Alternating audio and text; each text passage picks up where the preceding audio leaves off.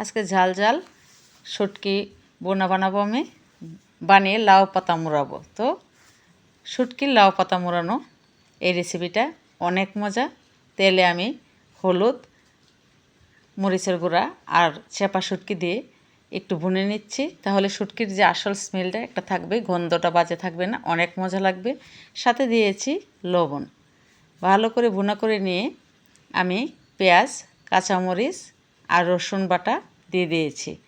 যেহেতু এটা লাউ পাতায় মোড়াবো, এই জন্য আমি কাঁচামরিচ ফালিটা দেওয়ার কোনো প্রয়োজন নাই। এটা আস্তে আস্তে করে ভুনা করে একদম শুকনো করে ফেলবো। শুকিয়ে গেছে প্রায়। তো এই রেসিপিটা অনেক মজা লাগে। আগে আমি আমার মার কাছে গিয়ে, যেহেতু ময়মনসিংহ থেকে অনেক দূরে থাকি, মাঝে মাঝে আমার মার কাছে যদি আগে যাইতাম, এই শুটকি ভুনাটা আমার মানে খাওয়াই লাগবে, এরকম একটা নেশা ছিল শুটকির প্রতি।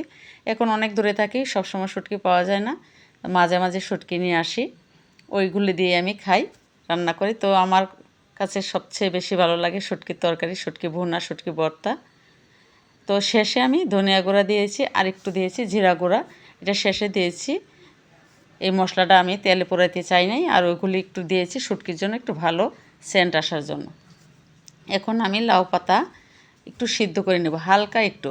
লাউ পাতাটা করকরে থাকে, যখন শুটকিটা মোড়ানো যায় তখন হয়তো ছিঁড়ে যাবে এরকম। আর এরকম সিদ্ধ করে নিলে শুটকি মোড়ালে কোনো রকম টুথপিক দিতে হবে না। তো আমি এই লাউ পাতা সিদ্ধ করে নিয়েছি, এখন ভালো করে চিপে পানি বের করে নেব। এতো পানি চিপে বের করে নিয়ে থালে পাতাটা একদম সুন্দর করে বিছিয়ে ওই শুটকি বোনাটা আমি দিয়ে দিয়েছি। এখন মোড়াবো, ওই যে একদম সেট হয়ে যাচ্ছে মোড়ানোর সাথে সাথে, কোনো রকমের কোনো কিছু দিয়ে আটকাতে হয় নাই, ভাজলেও ছুটবে না। আর এটা বিশেষ করে চাল কুমড়া পাতা হলে তো আর কোনো কথাই নেই, আরও বেশি মজা লাগে। আমার কাছে তো খুব ভালো লাগে, এখন জানি না আপনাদের কাছে কেমন লাগবে।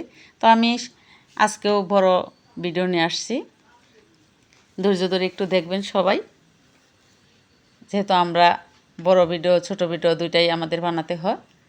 আমি এই যে তেল গরম করে নিলাম, বেশ খানিকটা তেলে দিয়েছি। আস্তে আস্তে করে জাল দিয়ে বানাতে হবে, লো হিটে। এই পাতাটা পুড়ে গেলে এই রেসিপিটা একদমই স্বাদ লাগবে না, পাতাটা একদম সবুজ থাকবে, অনেক মজা। তো একবার বানিয়ে খাওয়া যাক না কেন, এটা কেমন লাগে আসলে।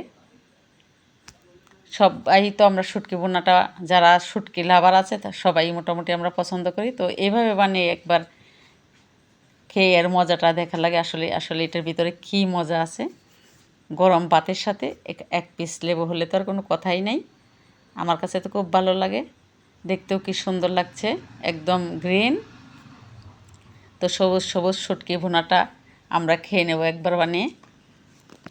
এই তো আমার প্রায় কমপ্লিট হয়ে যাচ্ছে, একদম একটু আমার গাঢ় চামড়াগুলো এই যে পুড়ে নাই। সবাই ভালো থাকবেন আশা করি।